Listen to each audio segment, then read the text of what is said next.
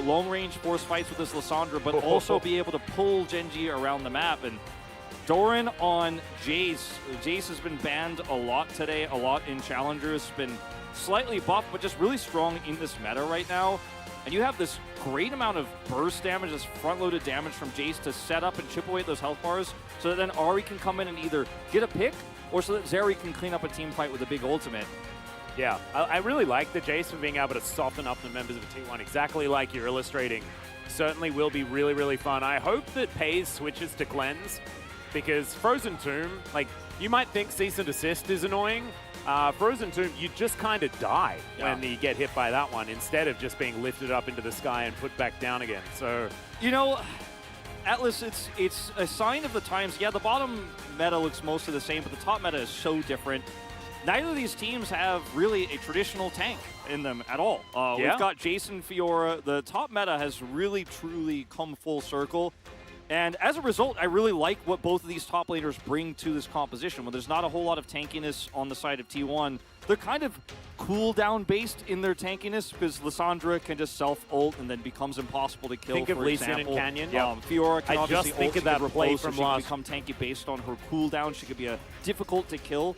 But if you get hit with too many shock blasts and Zeri just runs at you, there isn't a great front line outside of those champions. There's an amazing lockdown. And if Faker has to ult the Zeri, he's not ulting himself, which makes him a vulnerable target for these Jace accelerated shock blasts. I like T1's composition, though, overall better because I think these veteran players and this roster that we're going to harp on it a lot this season. They've played together for a whole year. Yeah. I think they're going to be able to pilot this one a lot better than I think Gen.G is still figuring out their synergy with this one, which is a lot more nuanced and complex. I agree. I also think that T1 have a lot of different ways they can play their composition. The 4-1, obviously, fantastic. But let's get into it once we get onto the Rift. Here we go, guys.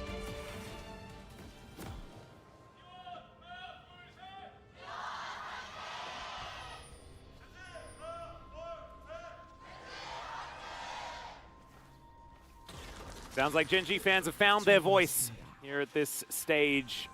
And of course, backs up against the wall. They're going to win this to stay in this series. We're going to bring us to 3 whole games in this best of 3.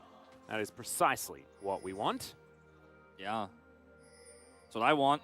We didn't get 3 in the first one. Yeah. So at least give me 1 extra. Give me 1 bonus.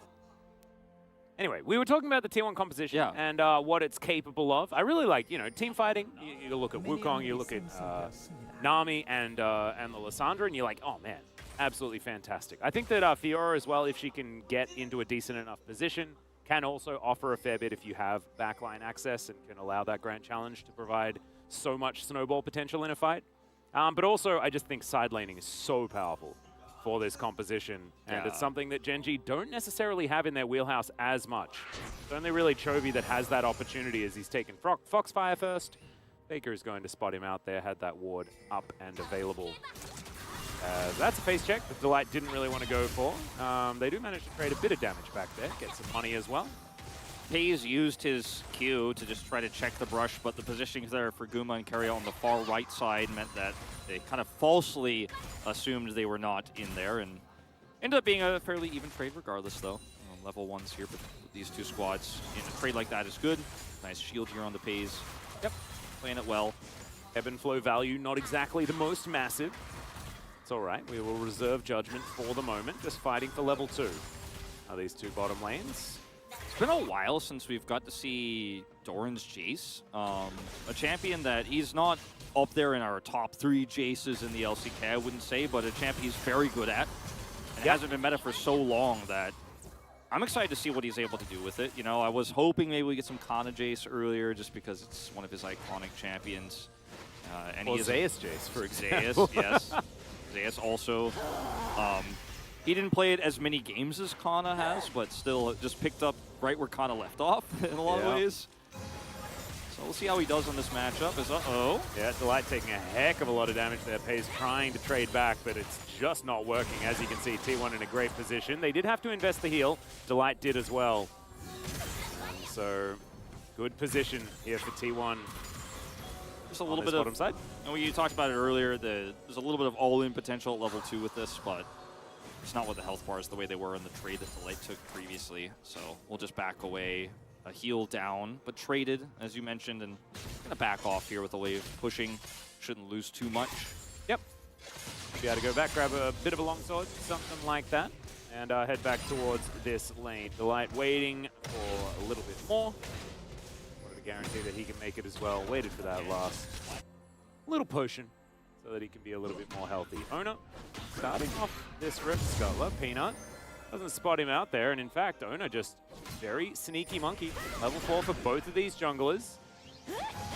Chovy rotating over. Faker relatively low there as the flash has to come out. Really nice bait there from Faker. Didn't want to overcommit because he was relatively low. Still manages to get the flash out from Peanut. Couldn't afford to risk it. Raindrops keep falling on Peanut's head in this one, man. He doesn't actually scry Owner and then is caught by the potential all-in from Faker there. Has to flash, loses flash early, loses both scuttles. Yeah. And this is a matchup in the top side of the map where Jace needs help early. Isn't going to be able to all-in on his own, and that's why both junglers path top side, and Peanut just kind of loses that war by default, and loses bottom scuttle too. There's nothing going his way this early game, and yeah, 16-1. Chovy's pretty good at Ahri. Yeah, he was undefeated for quite some time last year. Took a while before that first loss did come through. I want to say it was against Damwon Kia or something too. Like, it was against a high-profile team that he did take that first loss. It's crazy. And it probably wasn't his fault as well, you know. Yeah. But anyway, definitely one of his signature picks from 2022, and he's already having a great time in the lane against Faker. As okay, be a little bit careful, guys. That's a lot of minions there. Hayes does have his barrier up. Yushi, bit of a trade, but really nice shielding there, and the barrier coming through as well. Ona coming round. Hayes going to avoid the bubble, uses it to get a little bit more damage there as well. Good positioning from Peanut to make sure that this is still a 2 versus 2. Delight still at full health. Hayes the one tanking up the majority of the damage. With both junglers here, neither of these bottom lanes really wanting to overcommit. Hayes with that refillable potion actually has such a nice edge here as they win the war of attrition with the health, and Delight's just going to help push this through. Peanut's over here at a really nice timing, and with Chovy having mid-prio, this is actually going to be, looks like maybe a setup for a 6-minute Drake take. The back timing here. Not going to get too greedy, however, here, and we'll actually just take the free back instead. Still early days here, low damage. Yeah, so not going to rush that one down. Still really good for Gen G. They make sure that Gumushi has to go back at an inopportune time. Very As you awkward. can see, Carrier needing to stick around just so that they can get the experience so it's not getting wasted. But they really did want that to be on their Lucian. Still, of course, Carrier getting towards an ultimate a little bit earlier could certainly be good news, but suboptimal, you could say. Yeah, when these two bot players are not united, it means that Pays gets a lot more freedom to just farm carefully, and even when the wave is this far up without the Nami here, you can kind of be annoying. Faker looks for the root here. Yeah, see whether Chovy can find the charm. He does not. Now Faker can continue the onslaught. Just out of range of the Q, as you can see, but still wanting to play this one out. Orb Deception looking for minions. Chovy known to do that from time to time. Very scary there for Chovy, as Faker has unsealed the Ignite. So there's actually some real kill pressure there. You do lose, of course, the Electrocute with this, but if you can get the Ignite damage, it's the next best thing, and an all-in potential like that. Chovy does respect it and backs away. Teleportless at the moment. Yeah, he's going to lose a lot of CS. He is. You can see he didn't actually wait any time at all in base. Made sure that he was running even though he was down to half health. Misses the cannon, but won't miss anything else. Probably best case scenario for that one. So we were talking about inopportune back timings once again. It is going to strike, this time on the side of Gen G. Plate, very close to going down. There it goes. T1 collect their first of the game. Gumushi and Kerry are very happy about it. And with that serrated Dirk power spike that Gumushi now has under his belt, this lane is going to get a little bit more difficult here for Gen G. It's pretty wild how active both junglers have been, but how still they've come up with no kills here. And what looked like the focal point for the early game, the top side, is just actually kind of neutralized, where you have this plated steel caps for Zeus kind of shutting down some of that serrated Dirk value here early for Doran. The wave push is starting to come through for the Fiora because Doran hasn't had really any help here after Peanut was pushed away. And T1 will take the first break of the game here. Just no help, no assistance across the map, and without lane control, just not much Gen.G can do about this solo Ocean Drake that will go over to T1. But a very calm and slow-paced game here. Yeah, Doran now getting challenged here. Zeus wanting to try and get that last weak point, but can't get there. Really nice movement from Doran to make sure that he denies the right-hand one. So Zeus not able to get all of those weak points, and Doran will survive. Still, you can feel it. This, when the all-in is called, Zeus is very, very scary. He really is. Doran's got 3 cookies and a pot to chew through, so he's going to now take this trade into his advantage as Chovy rotates over. Peanut saying, all right, you've got topside controlled for long enough here. Let's look for this Herald. Faker, unseen for the moment, for just a moment, that is to say. Yep, Doran now trying to turn this one around. Faker does have the inside track, as we can see. The claw is going to come through. Acceleration gate comes down. Season's assist is going to be there. Great flash from Doran. He's going to save his life, but the self-ult from Faker keeps him alive as well. Chovy now going to have to dash his way out, and still there's no first blood. No first blood. We're reaching 9:30 now. That flash from Doran was immaculate to save him there. He survives. Faker self-ults. And we have an exchange of summoners here, and nobody dies but Gen.G walk away with the Eye of the Herald here. Faker trying to take this really long, careful approach here. Doran acceleration gate speeds him up here, grabs Faker, then flashes as Faker actually goes in, and then has to self-ult. Chovy doesn't want to push too far once he sees Owner is here, and that's the end of the fight. You get caught with that Wukong ultimate, you will be punished. So he gets away. What a great set of plays from both sides. And just a lack of result. There was a lot of action, and just looking at the top of the screen, it's like, oh, grats, Gen.G. You've got, you know, a few hundred more gold. We don't really see any sort of advantage being taken from either side outside of the Ocean Drake that T1 have got now under their belt. It's like what the LPL casters called us the Shakespeare region or whatever. We're just back to like, yes, very interesting, very nice flash there from Doran. Nobody dies. Things happened, but nothing also happened. What does it mean? I wonder who called us the Shakespeare region, because I want to call him and let him know that I really like that take. Big fan. Anyway, we're going to continue trying to divulge what is in the great mind that the LCK has bestowed to us here today. Quite. I don't even know whether that sentence made any sense at all. Pretty sure it didn't. Pays and Delight are just trying to hold this wave here as Owner rotates over. All right. They want to dive. Skating out as Delight. Still going to have to flash. Very weird movement. Still going to live. But I think he thought that he was going to be able to avoid the tidal wave there. Yeah, he didn't heal either. You could say, I guess he was just being really patient, knowing he was going to be safe, but I press that heal every time I'm scared. I don't know where Owner is. But he doesn't heal at least, so he's got a little bit of a speed up. Hayes holds both summoners, and despite Owner's gank opportunity, he doesn't actually get the kill. Almost picks up a turret shot there to Zeus, but instead holds on to everything. In fact, oh, no, never mind. He presses the Grand Challenge, but still, I believe, had the riposte available. Okay. In goes Shelly, looking to try and give Chovy a little bit of extra money. I feel like Chovy's amount of agency this game is going to be a lot higher. Even though he did get a lot of CC down, I think something that stood out to me of what Chronicler was talking about was the build giving him not enough damage made it look like Chovy wasn't actually able to really do anything to change the outcome on a lot of the team fights. I think in this game, he will have a little bit more of that added back. So that is certainly something to look out for. He can look for picks, obviously, on the Guma Keria, but he also can punish an aggressive move from Faker. If Faker ease in, he can charm him and then ruin his day. Force him to self-ult instead of ulting Pays. He can charm Owner when Owner's trying to engage. He can charm Zeus, you know, if he doesn't riposte it perfectly. And even if he does, he's riposting early, and then he'll probably just get focused down in the moments that pass afterwards. So Chovy has a lot of agency in team fights here. We'll just see what he decides to build, because we've seen a lot of changes, obviously, to how Ahri has been built. We've seen Ludens. We have seen still people building the Everfrost that Chovy has loved so much. Will be that in this case. They just locked in. And then we'll see what he buys second. You know, Horizon Focus was meta for a little while. We've seen Shadow Flame. Dark Seal, good for cost, but hasn't gotten him anything just yet in a zero-kill game. Yeah, exactly. And I think that Horizon Focus, we actually saw in Challenger, picked up a little bit. I'm not a huge fan of it on the Ahri. I just don't feel like you get enough value for it something like second item Shadow Flame doesn't seem too bad, especially with Boots of Lucidity built up. That's what I'm thinking. We'll see where Chovy does decide to go as the charm goes wide. Oh, and misses the cannon. Oh, no. How unlike Chovy. I was half expecting the game to pause. Like, there was a bug.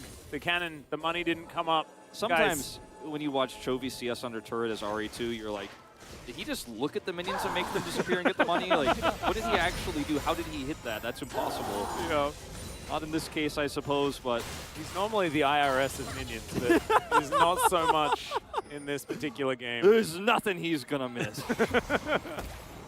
Yeah, he just audits the lane. That's what he does. I like how we've had our first day was pretty high paced, and now we're at the LCK lull state forever in our second game of the second series. Yeah, I like it. I'm into it. I feel like we haven't had enough of this. You know, we were commentating Challenger, of course. Now we have a global broadcast of that, which has been a whole lot of fun. But there's so much action, man. They keep fighting each other and stuff. I'm not used to it. Not a huge fan. Look at that. That's what I'm used to seeing. A charm going down on a Warrior Trickster. That's what I like. Not a lot of outcome. T1 want to actually set up for this, and they are in good position. Guma does have his Gale Force, so this is a really nice spike to fight for before Pays actually has his Immortal Shield over. They're going to TP commit. Yeah.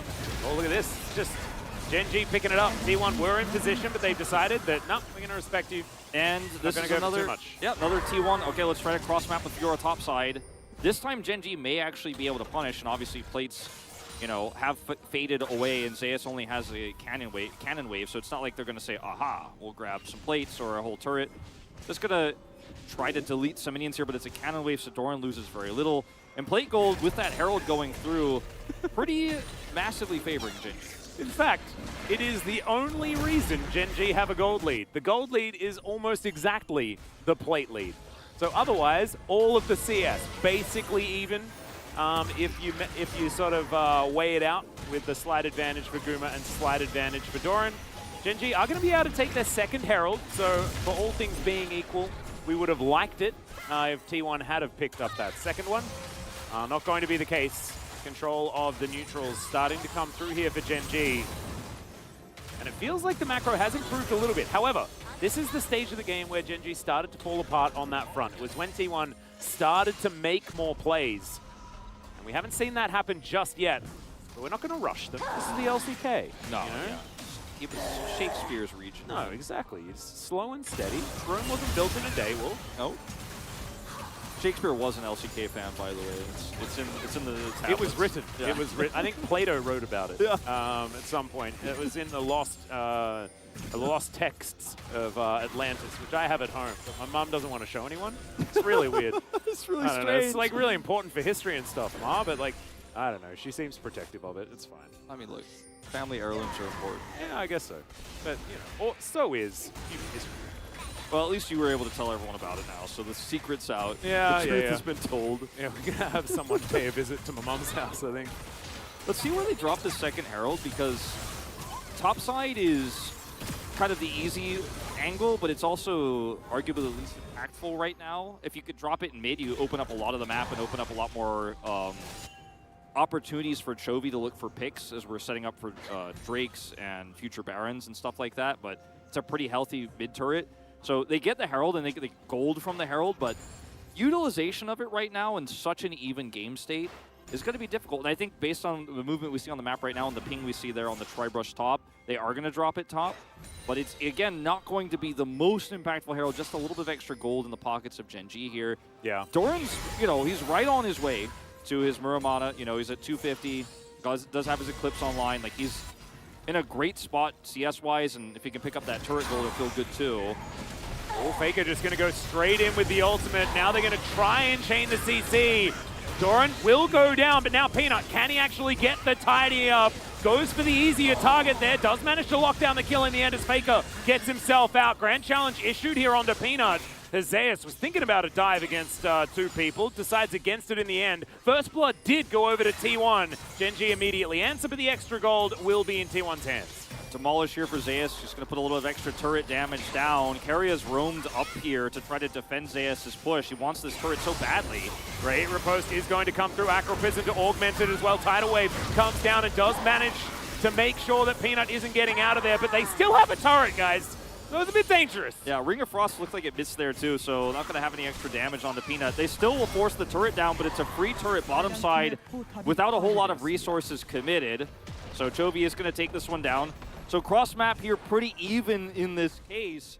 As I may have caster cursed Doran moments ago, saying he's like right on track. They want to drop that Herald down. But T1 gets No, they did want to do that though. Yeah, you're right. They did. Unfortunately, T1 was just ahead of the game, and by the time Lulu gets here, Doran is he's just dead. Faker's stopwatch perfect. And then they split up here. Delight's like, all right, I'm going to polymorph Faker so that he can't E, but he does get to E afterwards anyways. Roots Peanut for the TP that Zayas puts in. And Zayas is like, all right, now we're committing top. We're going to force this down. I have Demolish. And it's traded turret for turret, top and bottom. Finally, we'll get the stop one. The Rift Herald is timing out, so they'll probably just try to force it to crash mid. Yeah, you have actually, to expect. This in the end actually works out well for GG, right? Because they traded the bottom out of turret. Chovy was just down there taking that the whole while. So kind of works out all right. Yeah, Doran gets it without Herald. Now they can use this Herald to try to set up for Drake. Yep. It's a little bit early, but still going to give them a lot of power for setup here. And if Chovy is unseen, if they don't know the angle he's taking, look at him sweeping here to try to clear vision, identify what T1 can see, can try to threaten Faker here. Eyes on Faker is so important, right? Make sure that that Claw of Doom flank cannot come through. Warrior tricks that they're used by Ona will keep him alive as now we're going for a bit of a battle. Chovy still looking for it. Faker goes Golden Tidal Wave, forces him out entirely. Carrier has been so good at these defensive waves. As soon as he presses that button, it feels like Gen G are always forced to just back away. But this time they're backing away to a critical objective, second Drake for them of the game. Faker does not have Zonias. Everfrost is coming back online. He should have his E here very soon, if not already. But I think Gen G pretty much have this one unlocked. Well, there we go. Cease and desist does come down. Orbit Deception, massive damage. Ona trying to get himself out. Does have another Cyclone. As in the meantime, we've got the Fiora locking down the kills. Pace now flashing forward, looking for some more. Gomushi's going to run away. Has he overextended? The answer's no. He dashes over the wall, but still unable to get these clean-up kills. Chovy and Peanut both traded for just Ona. T1 will take that. Carrier gets another amazing Aqua Prison. Again. He just stops the follow-up here. Chovy gets punished instantly. And Pays, even with the low health bars, he just doesn't have a front line. Oh, no! Faker just flashes in. The Everfrost is extraordinary! And neither of them can play the game. That was beautiful. I mean, Faker just snapped Gen G over his knee. Yeah. Like a twig. He took them. Goes in hard, gets the double root. That's the end of that. And yeah, Doran's doing a little bit of damage to bot turret over here. But suddenly, at the snap of Faker's fingers, T1 have taken a lot of control. That was a welcome to the LCK, or a welcome to Gen G, I guess, in Delight's case. We're going to check this one out one more time. Look at the knock-up here onto Chovy. He just gets burst down by Guma, so that's a lot of damage gone. Pays ults here, but Peanut is in no man's land. Doran, not tanky, doesn't have any survivability, so Pays just can't keep chasing. There's no frontline for him. There's no traditional tank here. It's a Jace. The comp is very awkward. And this one, Faker just goes, snap, bam. Yep. Oh my goodness, that slight movement to get the gorgeous angle of the Everfrost, just amazing. Chovy now trying to escape this one, not going to be able to do so. The Frozen Tomb does come through. Doran wants to try and take down Zayas to at least trade one back. They will be able to get that one. Wild Growth onto the Jace, but he just gets culled. And Gen G unable to rotate down in time. Still, the gold is even.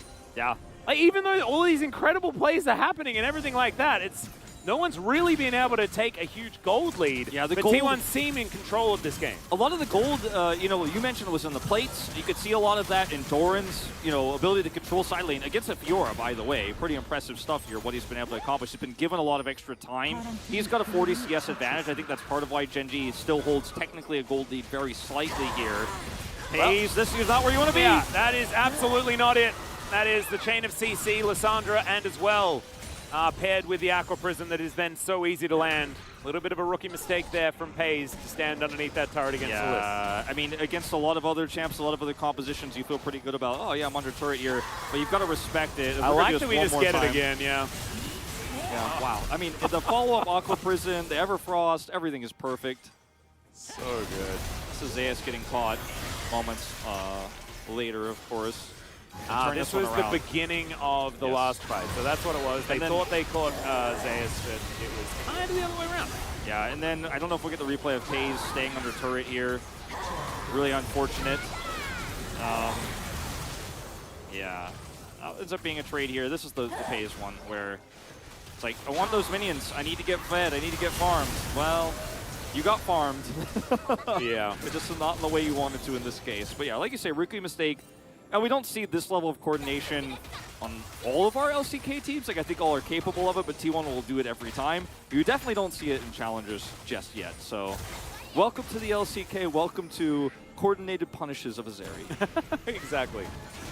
Well, Gen.G gonna get spotted here in the Faker Brush. Sorry, the Fnatic Brush. I say Faker Brush because he's hard on bush, you know. So, he kind of took over the legacy. But now, going to get spotted, so Gen.G now going to go for it once again. Doran and Chovy lying in wait. That is the charm onto the Warrior Trickster. Good fingers. Owner's reaction time to these attempted charms is really good, and he has not really been punished very much for his positioning and his ward clears here on the Wukong. As Gen.G trying to set up for a potential Baron fake and turn, but Doran isn't here. It doesn't have a crossfire angle to actually get accelerated shock blast damage off, so he's just going to kind of have to hover back towards this wave. And Gen.G have to back away because Doran can't TP in and flank. He's a Jace. They will just turn and kill him. He has no defense. He's not tanky. He's very squishy. Glass cannon here, and even though he has teleport wards, quote unquote, he can't use them. And now that they're pushed back, T1 are like, I'm taking this Baron, thank you very much. But they're going to go for it. They are spotted. Chovy right in the area. Let's see whether he can actually stop them here as Faker's Claw now on cooldown. Doran Shock Blast. First one going to miss. Extendo Beams coming on in there as well as they dive forward. Cyclone is fantastic. Doran's the one that's Wild Growth, and you can see Chovy just evaporates. He was there, and then immediately he was not. As now T1 just back off towards the Baron once again. Faker still has an exhaust. So if there's going to be a Zeri moment, she's going to be tired halfway through. Yeah. That Shock Blast is dangerous, though. Still, Faker's going to come on forward. They're peeling off. They do not want to go for any sort of 50-50 as Peanut off towards the side. Has to Vault Breaker, but there is the Zeri ultimate, and there goes the Zeri entirely. T1, they just find these little moments after moment. And once again, they're able to win out the team fight. Zeus now chasing down the last couple of members. Delight forced to try and get underneath this turret, but I think Zeus is going to lock him down. There it goes, the weak point. Most certainly exactly that. 12-3 now in kills. This game has ballooned out of control for Gen.G. It was so close for so long. 0 kills, a trade of Drakes. You know, Doran getting some advantages in the side lane. And then all of a sudden, Faker gets his stopwatch. Perfect play topside. Gets Zhonya's. Great play around Drake. And every single claw he extends, whether he takes it or not, gets a reaction. Well, we're going to see whether Faker can survive this. The chaining of CC was almost great until it wasn't. Faker may not even die. He does eventually go down, but they trade immediately. Peanut has to try and get out of there. The Baron is being ignored because a double kill is required for Gumayusi. He's now 6-0-5. Absolutely massive on this Lucian right now. And Faker's ult was probably not 8-10 seconds away. If this comes a little bit later, he actually can self-ult and buy so much time, but he just sacrifices himself in order to win the fight. Look at these claws here from Faker. Gets on top of Chovy. He's dead. He's done. It's over. Does it again on the Pays moments later with the Everfrost. And every single time Faker puts the claw out, the rest of Gen.G has to part like the Red Sea. Yeah. And Pays is trying so hard to get in there, do some poke damage with the Extendo Beam. Faker comes in, team's now kind of caught in this awkward half-and-half situation. Peanut's on the wrong side of the fight. There's the ult coming through, Everfrost, Pays is dead. This is just clean team fighting out of T1, straight up.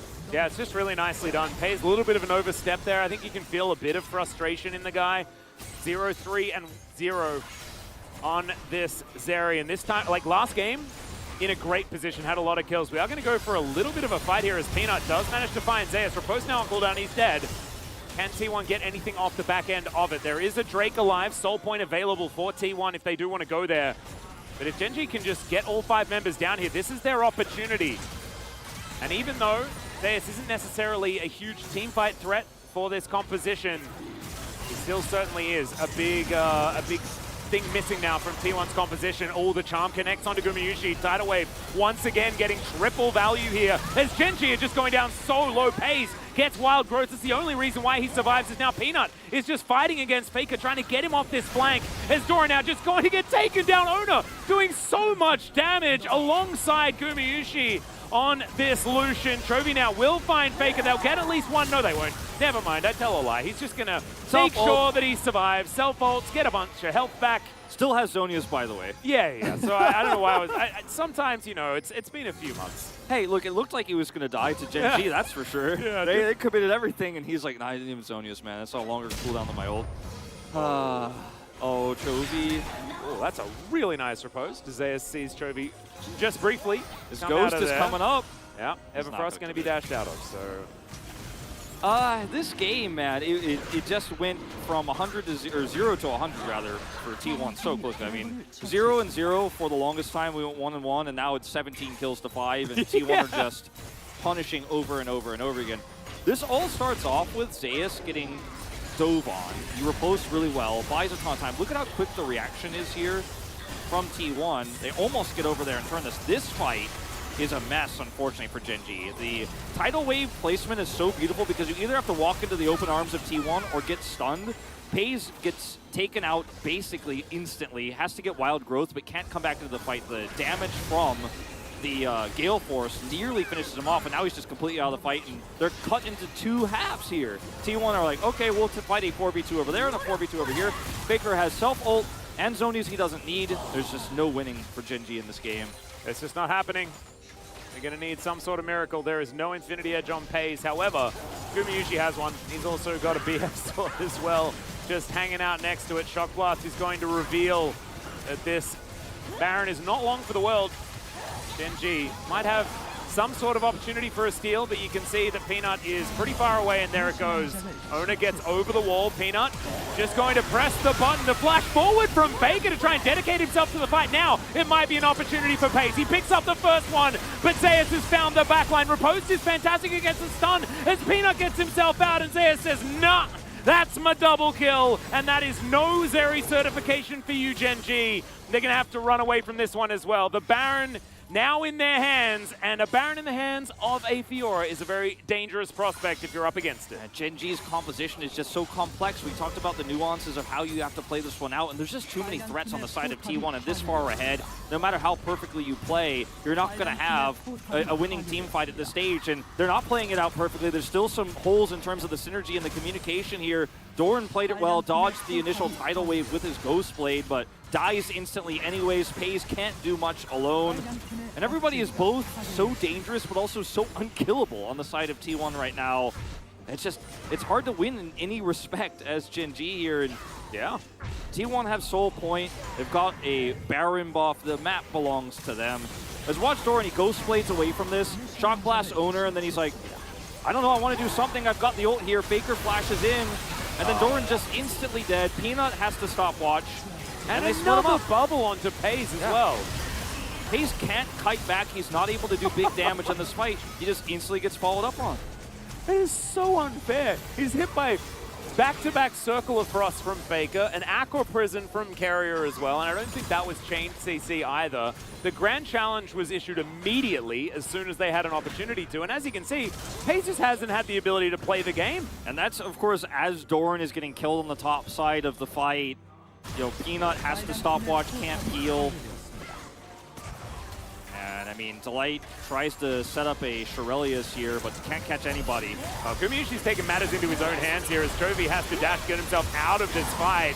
But Pays left out on his own. Another Cyclone's just gorgeous. That's going to be the end of Peanut. And these Nexus turrets are not long for the world. Another kill comes in as Doran, he goes back to base and watches it explode. Chovy goes golden on the fountain. Faker's gonna join him there right as the Nexus goes down. T1, 2-0 revenge against the defending LCK champions.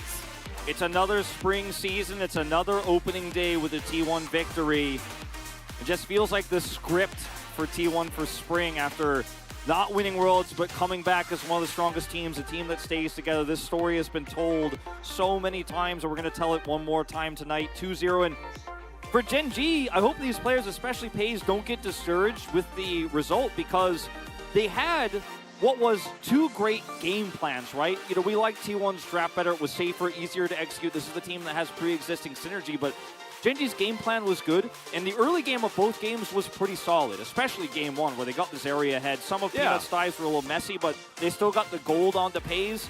It's the mid to late game where T1 is one of the best teams in the world, if not the best team in the world, with DRX breaking up at making these types of plays, and Gen.G is still finding their footing. So I don't want anyone to overreact to the T1 versus Gen.G day 1 of LCK Spring, but one thing for sure is T1, they look strong. Gen.G, there's still work to do.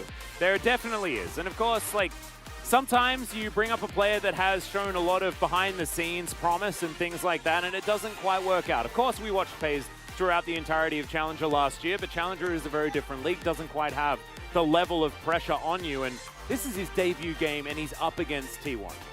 And that's a tough ask in anyone's book. Remember, Gumayusi, you know, his beginning of his debut for T1 wasn't the easiest road either, trading places with Teddy constantly when Daney was running that roster, true, you know? True. Now he's one of the top 80 carries in the world, gets to flex on the camera here, 2-0s Pays. But now he's the veteran, and Pays is the new apprentice, the new replacement for Ruler. And big shoes to fill, but yeah, just a reminder that even Gumayusi had a rocky start at the beginning. It wasn't an easy road for him. No, not everyone gets to be Zeus. Yeah, no. Who just does really well straight away. Straight out of the box. It's like, you know, you buy a really nice pair of shoes. You have to wear them in oftentimes, right? Not Zeus. No. He's just the most comfortable straight out of the box. As we're going to have a look at some of these highlights here, and this was Gen.G thinking that they can start something, and T1 saying no, which is kind of the way you sum up this whole game. Faker's Lissandra was absolutely immaculate. Extraordinary. Easiest POG vote of the day for me. Oh, yeah. He played every moment, I want to say literally perfectly. There wasn't much you could criticize. The one time he died, he single-handedly kept the entire team away from Baron. It was actually incredibly smart and good and successful despite his death. We're in fact not going to put that death on the score sheet. I think it's just not allowed to be there because that was another button that he pressed. Yeah. You know, he pressed the I'm going to strategically die button in order to win the game. Keria might get a stray vote or two because he had another amazing Nami game here. His Aqua Prisons were great. His tidal waves were amazing. But all of it was follow-up, like you're saying. Like, I think it is the easiest Faker vote, but the rest of the team worked around Faker playing amazingly this game as well. Just, Zeri is very strong and obviously got nerfed a lot, but still very relevant as an AD carry, but your positioning has to be perfect, and in a comp like this that needs poke damage from the Jace to work out and doesn't have a strong front line, when there's this many threats, Lissandra, Wukong, Fiora, like, as Pays as a rookie player, you're taking a big risk running this composition, and it just didn't pan out. Yep. I would like to see it in a different kind of matchup. We saw this Lucian Nami versus the Zeri Lulu twice in a row. Not a huge fan, but still, I think that the T1 play is undeniable. I really want him. Like how Gumayusi is just making noises. Nice. As they both kill the Nexus and Chovy, not sure which one they were more excited about. As Faker and Chovy almost exactly the same damage here, but I think we know one player had an undeniably larger impact on this game. Yeah, there is a certain there's a gap that we're observing on this particular screen. It's also, you know, you could say stuff about compositions, but I think this game it was Gumayusi really putting the young man in his place this time around. And T1 fans, I would just say, hold your heads high. This is the exact same T1 that we saw as world champion caliber last year and could definitely make a run for it again. Great first day of LCK. We got a whole week of this, so it has been a good start. I'm really excited for what the rest of the week has in store. We need more 3-game days, though. Yeah. 3-game days, that's what we need. No carpet space time, though. Let's throw it over to the boys to break down the series. Hello, thank you guys for the wonderful cast on the day. It was a very awesome day of games. A little bit short, you know, we could have had a couple more, but a couple 2-0s from the better teams today. I think that T1 absolutely deserved the win in this one. Faker's Lissandra is pretty insane, but as a team, they just, you know, they looked a little bit more prepared, maybe a lot of bit more prepared, to be honest, than Gen.G. were able to scrounge up today? I am going to repeat what I said earlier today. I personally feel like we've learned a lot about how good D+ and T1 are, right? Like those two teams are clearly very, very, very strong. And here for Gen G, in game one, I think that pace was definitely a weak point. Didn't have a lot of space, and the space that was given to him, he didn't use very well. In this game, though, I feel like it was just a collapse from everyone on Gen G. I think Doran didn't look nearly as good. I think Chovy looked uncharacteristically